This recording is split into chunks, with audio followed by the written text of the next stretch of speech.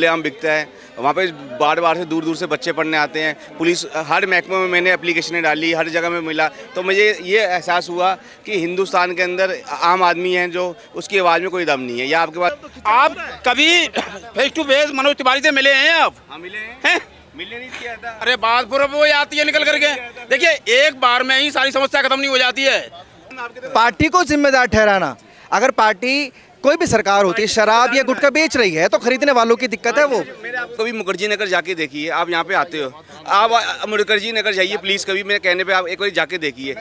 अब जीटीबी नगर जाइए, वहाँ पे कितने हुक्का बार खुल रहे हैं। अब छोटे छोटे, अब मैं विश्वास नहीं मानूंगा, 15 साल की बच्ची, मैं बता दूं 15 साल की बच्ची है, हमें आंखों में रोना आया था सर। 15 साल की बच्ची बेचारी को क्या पता कहाँ से आई है, और 4 लड़के बेचारे उसके साथ चिपट के हुक्का पी रहे हैं। हम गए, हमें शर्म आ गई, हम बाहर आ गए।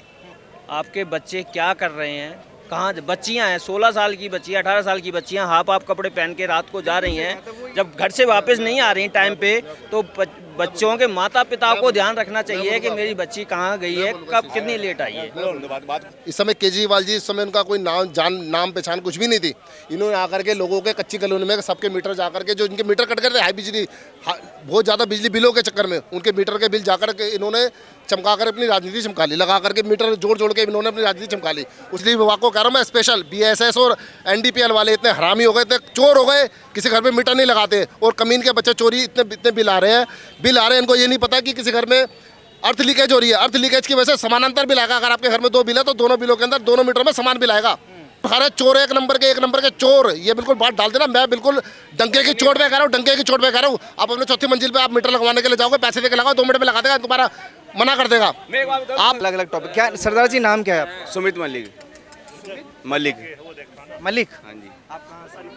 मैं यहाँ दिल्ली से। थोड़ा सा नहीं, थोड़ा जी पीछे पब्लिक। दिल्ली से। हाँ। कब से रह रहे हैं दिल्ली में? हमारी पैदाइश दिल्ली की है। हाँ। लेकिन अभी कैमरा बंद था, आप कह रहे थे कि हम रिफ्यूजी जो पाकिस्तान से, जो हमारे दादाजी आए थे, वो रावलपिंडी से आए थे हमारे दादाजी। जब बंटवारा हुआ था तो वो आए थे। अभी की जो करंट सिचुएशन चल रही है सरकारों में, जैसे पीछे आप देख रहे हैं कांग्रेस पार्टी आम आदमी पार्टी के खिलाफ धरना प्रदर्शन कर रही है, और लोकसभा में इनका गठबंधन था, बीजेपी की सीटें भी कम हुई हैं इस बार। आपको ये सब देख के क्या दिमाग में आता है? मेरे दिमाग में आता है कि ये आपस में सब मिले हुए हैं। कौन कौन? ये कांग्रेस वाले और आम आदमी पार्टी वाले गठबंधन था। अब ये इनका आपस में विचार नहीं मिले, अब मतभेद हो गए, अब उसी के खिलाफ ये अपना आवाज़ उठा रहे हैं। विचार इसलिए नहीं मिले कि दिल्ली में विधानसभा चुनाव आ रहे हैं और केजरीवाल को समझौता करना नहीं है, और उन्हें पूरा कॉन्फिडेंस है कि दिल्ली में विधानसभा हमारी है। वो सोच रहे कि जैसे हमारी पिछली बार जीत हुई थी, इस बार भी हमें वही जीत मिलेगी।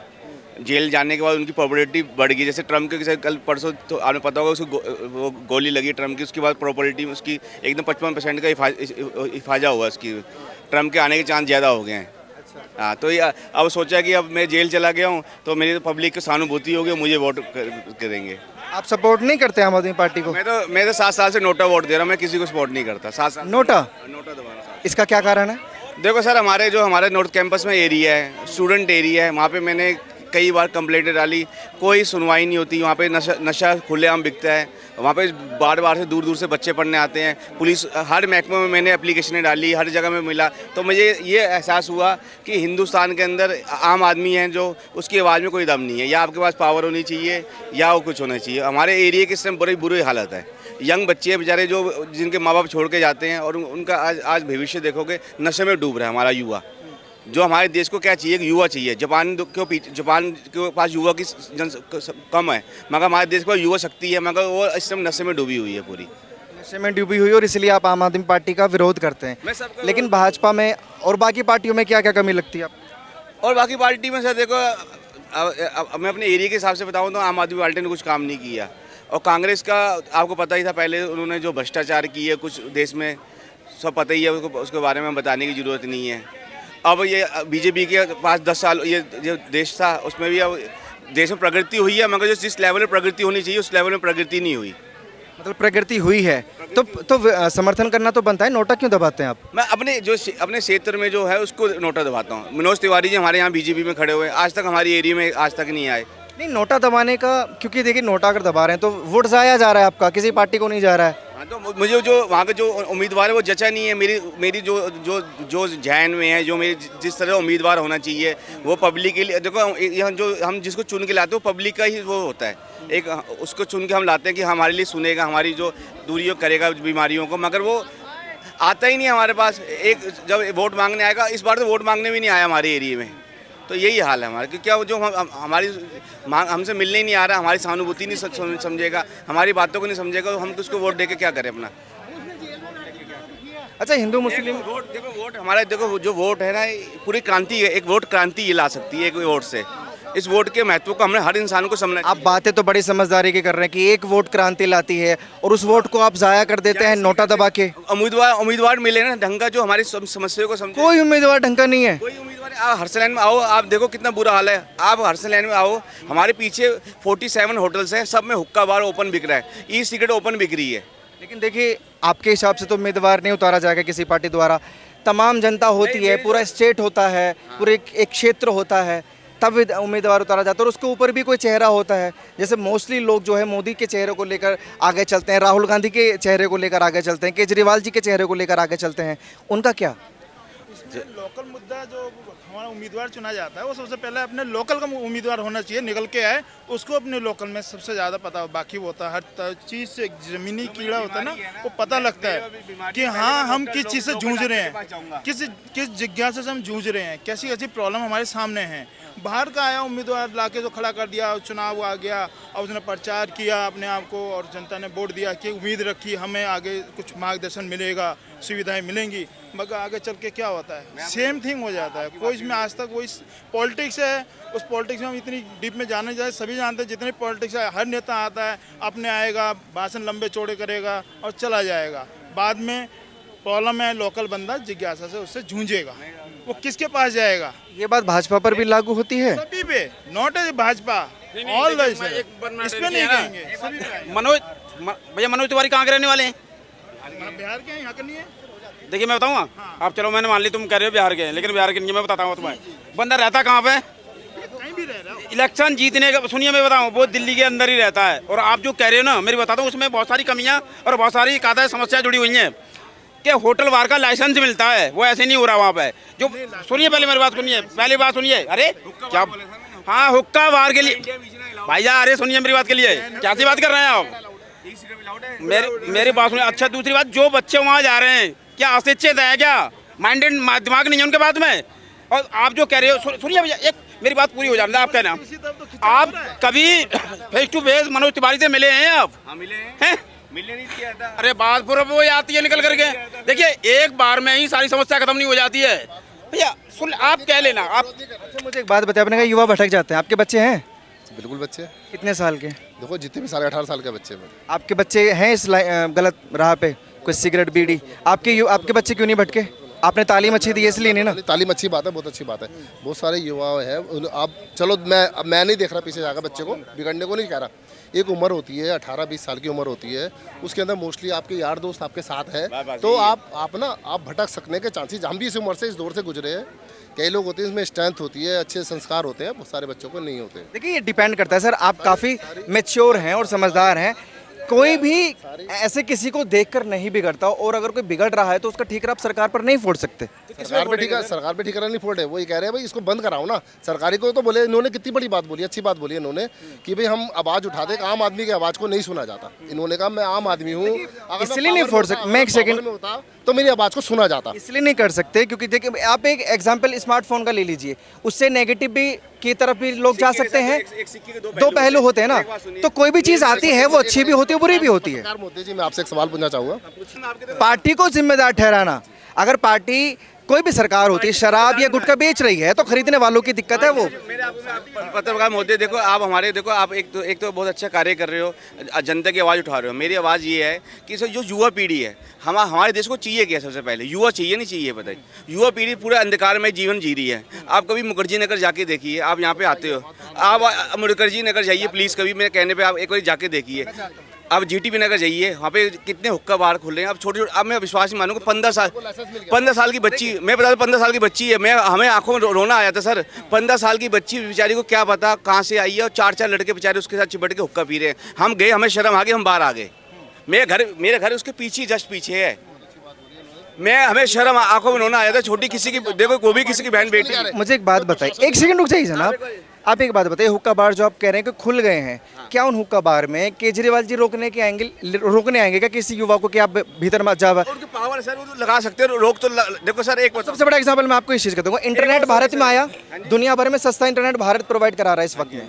उससे कुछ युवा अपनी तरक्की कर रहे हैं, कुछ युवा डिजिटल में जा रहे हैं, अपना रोजगार ढूंढ रहे हैं, लेकिन कुछ युवा गलत राह पर भी जा रहे हैं। तो आप इंटरनेट को तो बैन नहीं करवा सकते। हुक्का तो सर बैन है ऑलरेडी सर, हिंदुस्तान में हुक्का बैन ही है। नहीं, हुक्का बार के जैसा आप जिक्र कर रहे हैं, वो उनका बिजनेस है, वो उनका बिजनेस है। बैन है सर, वो चीज़ बैन है ऑलरेडी। हर निर्मला सीतारमण जी ने आपके लास्ट बजट में सुना था, आपने सुना भी होगा, निर्मला सीतारमण जी ने ई सिगरेट बैन है, वहाँ पे ओपन नहीं धड़ल्ले से बिक रही है। क्यों बिक रही है, हमें तो ये नहीं समझ आता। जो हिंदुस्तान में चीज़ बैन है वो कैसे बिक सकती है, किसकी? और जो चीज़ बैन नहीं, बिल्कुल नहीं, वो आपकी बात जायज़ है कि जो प्रतिबंधित चीज़ है वो नहीं बिकनी चाहिए, लेकिन जो जिस चीज़ पर प्रतिबंध ही नहीं है उसको तो आप नहीं रोक सकते ना। हाँ जी, किस पे प्रतिबंध? वहाँ पे हुक्का तो प्रतिबंध है सर। जैसे आपने युवाओं का बोला अब एक बात कि युवा गलत अच्छा, एक संगत बात में सही- पड़ जाते हैं। अच्छा, एक बात सही सर, आपके होटल में आप जाइए तो वहाँ पे दिल्ली गवर्नमेंट की और दिल्ली पुलिस की वो है हेडलाइन कि 3 महीने की कम से कम आपको कैमरे में रिकॉर्डिंग करनी है। वहाँ पे आज तक कोई रिकॉर्डिंग सेव नहीं। मैंने इतनी ITR लगाई, इतने वो कुछ की। सब पुलिस वाला सब पैसा लेके काम करे, सारी चीज़ हो रही है। भाई वही साहब, कहने इन्होंने शुरू में स्पष्ट करके बोला था कि भाई वहाँ पे मेरी आवाज़ को नहीं सुनी जाती, मैं आम आदमी हूँ, बिल्कुल मैं मतलब मेरे अगर मैं आप दिल्ली में रहते हैं सर? बिल्कुल दिल्ली में रहते हैं। अगर आपको इतनी समस्या, अब आप केजरीवाल को वोट देते हैं या नहीं देते? सबको वोट देते हैं, केजरीवाल को, बीजेपी को। अब मैं मुद्दे की बात करूंगा। केजरीवाल जी आए थे भ्रष्टाचार की लड़ाई लड़ने के लिए, लोकपाल बिल लेकर वो आए थे और तमाम तरह की उन्होंने योजनाएं भी चलाई थी। क्या खत्म हुआ आप लोगों के लिए? आप फिर भी उनको वोट देते हैं। आप केजरीवाल को अगर सपोर्ट करते हैं तो 3 बार वो प्रधानमंत्री बन चुके हैं। भाई साहब ने कहा अभी कि मतलब जो युवा पीढ़ी ऐसा कर रही है कि वहाँ GTB नगर, मुखर्जी नगर में, मैं भाई साहब की बात से सहमत हूँ, लेकिन इसमें पूरी जिम्मेदार सरकार नहीं है, इसमें जिम्मेदार पेरेंट्स भी हैं। आपके बच्चे क्या कर रहे हैं, कहाँ बच्चियाँ हैं, 16 साल की बच्चियाँ, 18 साल की बच्चियाँ हाफ कपड़े पहन के रात को जा रही हैं, जब घर से वापस नहीं आ रही टाइम पे, तो बच्चों के माता पिता को ध्यान रखना चाहिए कि मेरी बच्ची कहाँ गई है, कब कितनी लेट आई है ना। मैं इनकी बात से भी सहमत हूँ, लेकिन कुछ जिम्मेदारियाँ माँ बाप की भी बनती हैं। घर से संस्कार दिए जाएंगे, बच्चे बाहर वैसा ही बिहेव करेंगे, समझ रहे हो आप। तो मेरा ये है कि सरकार ठीक है, सरकार की हमें गलतियां हैं, लेकिन अपने बच्चों की जिम्मेदारी सर, अपने बच्चों की जिम्मेदारी कुछ हमें भी लेनी चाहिए, हमें भी अच्छी बात लगी। सुनो, देखो अब जहाँ पे जिस एरिया की बात करें पर्टिकुलर, वहाँ पे क्या लोग PG वगैरह में रहते हैं, अपने घर से दूर आते हैं, माँ बापों ने फीस जमा कर दी, उनका काम खत्म हो गया। देखो जब दलगत राजनीति से उठना चाहिए, कोई भी पार्टी हो, चाहे बीजेपी हो, कांग्रेस हो, कोई भी हो, इस तरफ विशेष तौर पे ध्यान देना चाहिए। भविष्य का सवाल है बच्चों का, कोई भी पार्टी ध्यान देना चाहिए। आप लोग अच्छा मुद्दा उठा रहे हैं। अब एक बात बताइए, दिल्ली में जो बिजली की दर बढ़ी है, आप सामने देख रहे हैं, वो प्रोटेस्ट कर रहे हैं केजरीवाल के खिलाफ, कांग्रेस पार्टी के। इसको लेकर क्या विचार है? मैं बोलूँगा, देखो सीला देश की सरकार क्यों गिरी, बिजली की वजह से गिरी। इस समय केजरीवाल जी, इस समय उनका कोई नाम पहचान कुछ भी नहीं थी। इन्होंने आकर के लोगों के कच्ची कॉलोनी में सबके मीटर जाकर के, जो इनके मीटर कट गए थे हाई बिजली, बहुत ज़्यादा बिजली बिलों के चक्कर में, उनके मीटर के बिल जाकर के इन्होंने चमका कर अपनी राजनीति चमका ली, लगा करके मीटर जोड़ के इन्होंने अपनी राजनीति चमका ली। उसके बाद अन्ना हजारे के बाद इनको पब्लिसिटी पूरी मिल गई, उसके बाद इन्होंने सरकार बना ली। ठीक है, अब आप कह रहे हो बिजली बिल देखो सरकार क्या करती है। अभी मैं बता रहा हूँ, अब मैं बताऊंगा। 17,000 बिल आया, ये बात डालना, छोड़ो, और यहीं रहते हैं दिल्ली के, किराएदार तो नहीं है? अपना घर है सर, सलाइन में रहता हूँ। मेरे को बोलने दो, सुनो वैसे डालना बात को, बहुत पॉइंट वाली बात बता रहा हूँ। जितने भी दिल्ली में जितने पुराने घर बने हुए दिल्ली के अंदर, इतने दुनिया भर के इन्होंने अप्लायंसेस लगा रखे चोरी पकड़ने के लिए। बिजली विभाग को कह रहा हूँ मैं स्पेशल, BSS और NDPL वाले इतने हरामी हो गए, इतने चोर हो गए, किसी घर में मीटर नहीं लगाते, और कमीन के बच्चे चोरी इतने बिल आ रहे हैं। इनको ये नहीं पता कि किसी घर में अर्थ लीकेज हो रही है, अर्थ लीकेज की वजह से समानांतर बिल आएगा। अगर आपके घर में 2 बिल है तो दोनों बिलों के अंदर दोनों मीटर में समान बिल आएगा। अगर आपका 10,000 का बिल आ रहा है तो दूसरे मीटर में 10,000 का बिल आएगा आपका। ये मैं लिख के दे रहा हूँ आपको, बिल्कुल परफेक्टली मैं आपको बता रहा हूँ, चेक करके बिल्कुल। काम क्यों नहीं, पैसा खा रहे हैं। अरे पैसे बिल्कुल खा रहे हैं, बिल्कुल खा रहे हैं। चोर है, एक नंबर के चोर। ये बिल्कुल बात डाल देना, मैं बिल्कुल डंके की चोट पे कह रहा हूँ, डंके की चोट पे कह रहा हूँ। आप अपने चौथी मंजिल पे आप मीटर लगवाने के लिए जाओगे, पैसे देके लगाओ, 2 मिनट में लगा देगा, तुम्हारा मना कर देगा। आप पटरी वालों को मीटर लगा के दे देंगे, पैसे लेकर के पटरी वालों को। आप अच्छी जगह मीटर लगाओगे, हाई टेंशन मार जा रही है, तुम उसको अब कितने पैसे मांगने लगे? चोर, ये चोर कितने पैसे मांगने लगे? सुन लो, पहले मांगते 2-4 हज़ार, अब ये चोर मांगने लगे 25-25 हज़ार रुपये इनकी डिमांड हो गई है इन चोरों की, सारे बिजली डिपार्टमेंट वालों की। तो मुझे एक बात बताइए, अभी आ रहा हूँ, कुछ हफ्ते पहले पानी को लेकर दिल्ली वाले परेशान थे, अब बिजली के बिलों को लेकर परेशान है। ये केजरीवाल, दिल्ली वाले परेशानी रहेंगे क्या? दिल्ली बेचारे को किस्मत में परेशानी लिखी गई है। हमारा जो बिल है, दिल्ली वाले कोई परेशानी नहीं होते, ये 50 या 100 साल की परेशानी है। गर्मी के अंदर जब पीछे पानी सूख जाता है, इन दिनों में ऐसे होता है। और जो पार्टियां इसको भुनाने के लिए अपने मुद्दे ला करके अपनी पार्टियां भुना लेते हैं, उनको वो जानबूझ के दिखा देते हैं। इन दिनों के अंदर पानी की समस्या होती ही होती है। जो भी 1 महीने पहले जो समस्या, बिजली की समस्या क्यों, पानी की तो चलिए ठीक है, गर्मी से हो रही है, बिजली की भी गर्मी से हो रही है। मैं बता रहा हूँ ना, बिल्कुल गर्मी की वजह से जब गर्मी ज़्यादा पड़ती है तो पीछे जनरेशन कम हो जाती है, बिजली बनने से कम हो जाती है। और इस समय जब बिजली महंगी खरीदे तो महंगी बेच रहे हैं, महंगी खरीद रहे हैं, महंगी। सुनो, आए तो वो मुख्यमंत्री इसलिए थे ना कि हम बिजली फ्री देंगे दिल्ली वालों को। दिल्ली में कितने लोग हो गए, दिल्ली की जनसंख्या कितनी बढ़ गई, आपने ध्यान दिया इस चीज़ पे? केजरीवाल के लिए तो शब्द ही नहीं है, वो तो इतना महान आदमी है।